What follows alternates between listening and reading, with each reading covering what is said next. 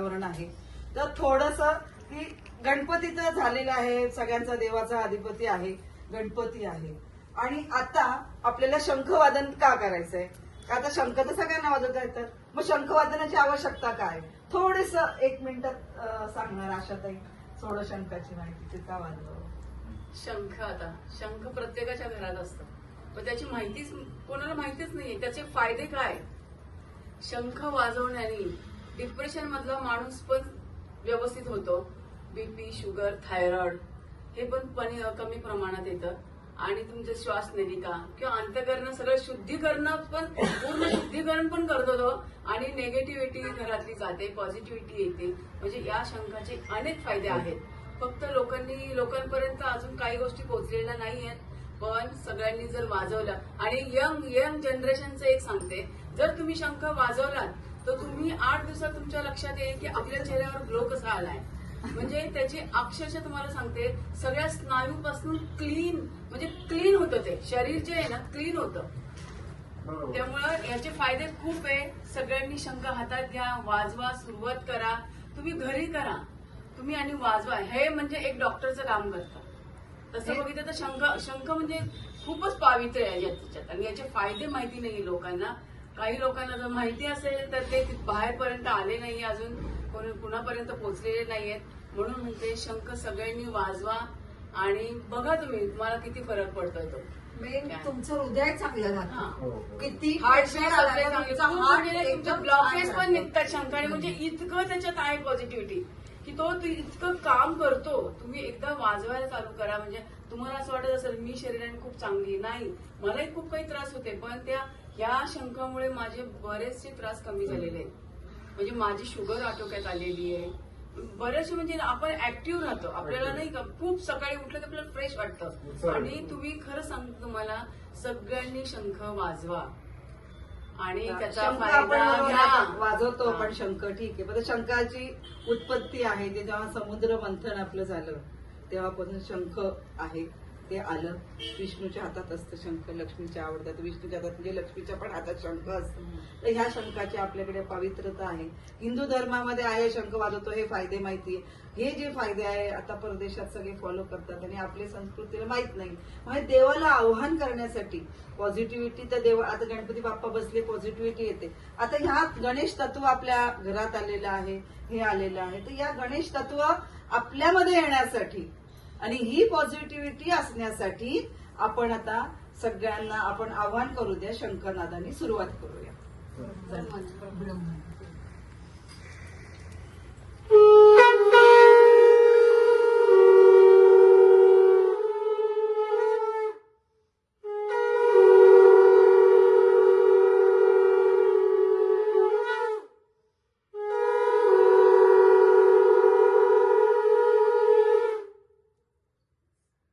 अधिपती, सर्वांचा अधिपती गणपती आलेले आहेत. आपण त्यांना आव्हान केलेलं आहे. गणपती आलेले आहेत.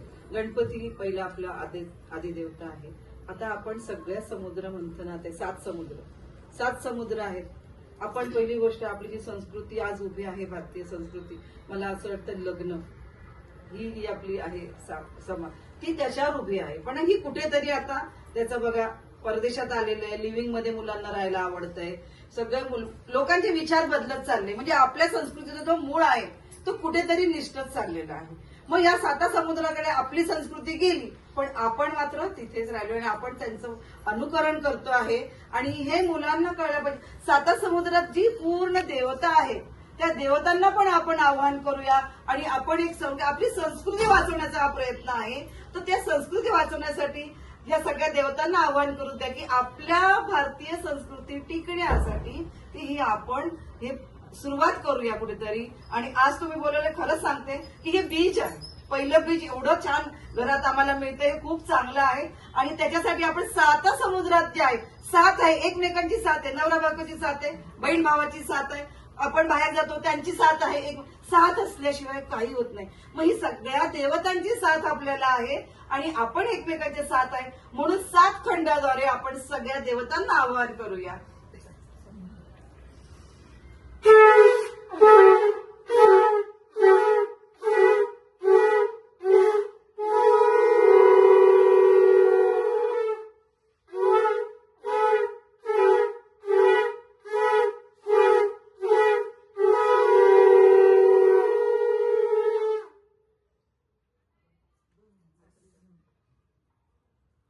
देवतांना आवाहन केलं, गणपतीचं आपण सगळ्या देव आपल्याकडे असतातच. आता आपण तुम्ही म्हणणार देव नाही, आता हल्ली शिपडीमध्ये कुठे देव आहे, माझी आई करते नुसती करत असते. काय झालेलं आहे की आपली खूप चांगलं आहे, पण ते आपल्या देता आलं नाही आपल्या पूर्वजांना, कारण त्यांना तेवढी माहीत नव्हती. आणि त्याच्यामुळे अरे हे सण आले, हे जर ऋण काढून सण कर, मुलीचं लग्न आलं ऋण काढून, या गोष्टी अति प्रमाणात झाल्या, अज्ञानामुळे झाल्या, त्यांच्याकडनं झाल्या. पण आता युट्यूब आहे, तुम्ही सगळेजण वापरता, त्याचा जर तुम्ही वापर केला तर काय आहे गणेश तत्व, काय आहे नक्कीच विचार करू शकता. आणि गणपती का बसवतात, आता आपल्याला जे आहे की गणपती 10 दिवस बसवतात. हो, आमच्याकडे ही पद्धत नाही, पद्धत नाही आमच्याकडे ना. गौरी गणपती आहे बरं का आमच्याकडे, म्हणजे लग्न करताना सुद्धा बघा ह्या गोष्टीची देवाणघेवाण होते. आणि मुली म्हणतात नाही बाई ते गौऱ्यांचं खूप करावं लागतं, मला नको हे स्थळ. हे अक्षरशः म्हणजे तुम्ही अनुभवलं असेल. पण ही परिस्थिती का आली आपल्यावर, कारण आपण अतिशयोक्ती त्याची केली. त्याचं महत्व का गणपती का बसवतात, की कशासाठी ते तत्व आहे. आपण म्हणतो त्वमेव प्रत्यक्ष, आता तत्व म्हणजे काय, सत्य. आणि लहान मुलांचं आता म्हटलं, एखादं म्हणलं राग, अगं तोंडात बोट न घालू, सारखं सांगितलं त्याला तोंडात अरे बोट न घाल, त्याला राग येतो, तुम्हाला सारखी टोकते. सत्य सांगितलेलं कोणालाही आवडत नाही. मग ते घरात असू दे, नवरा बायको मध्ये असू दे, आणि त्याच्यातच भांडण आहे. त्याच्यातच खरे भांडण काय, माझं हे ऐकत नाही, माझा तो ऐकत नाही. मग ते तत्व जर आपण आपल्यामध्ये आणले, गणेश तत्व जर आपण तोमेव प्रत्यक्ष, स्वतःला आरशात बघून जर आपण म्हटलं अथर्व शीर्ष की तोमेव, तो काय येणार आहे, तो काय देणार आपल्याला बुद्धी नाही. आपण ते आचरण तोमेव करतात. मी आहे करता, मी आहे धरता, मी जेव्हा हे सगळं ऐक, माझ्यामध्ये गणेश तत्व येणार आहे, हे करणार आहे मी, तेव्हा मला यश मिळणार आहे. ही जर तुम्ही भावना ठेवली तर नक्कीच तुम्हाला यश मिळणार आहे. म्हणून मला ह्या नवीन पिढीचे 4 लोक का आले नाही, मला खूप बरं वाटलं की छान सुरुवात आहे, की मला नवीन पिढी पाहिजे, कारण नवीन पिढीवर मला जास्त जोर आहे की मला या संस्कृतीचं थोडं तरी मी रोपटं लावायचंय, परत वाढवायचंय. तर असंच आहे आपलं गणपतीचं. आता अर्धचंद्राची गोष्ट त्यांना काय सांगू, आता हे सांग. अर्धचंद्र आहे गणपतीच्या डोक्यावर. चंद्र काय आहे तुम्हाला माहिती आहे का सगळ्यांना, काय आहे डोक्यावर चंद्र? दादा तुम्ही सांगा. नाही माहिती, सांगू का? थोडक्यात सांगू, ठीक.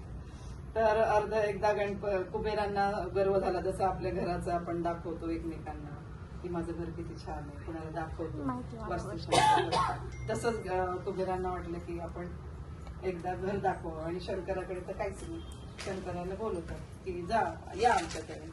तर ते म्हणतात की मला काही वेळ नाही, माझा मुलगा आहे, बघा तू येत असेल तर. गणपती बाप्पा म्हणतात हो ठीक आहे, मी येतो म्हटल्यानंतर ते येतात.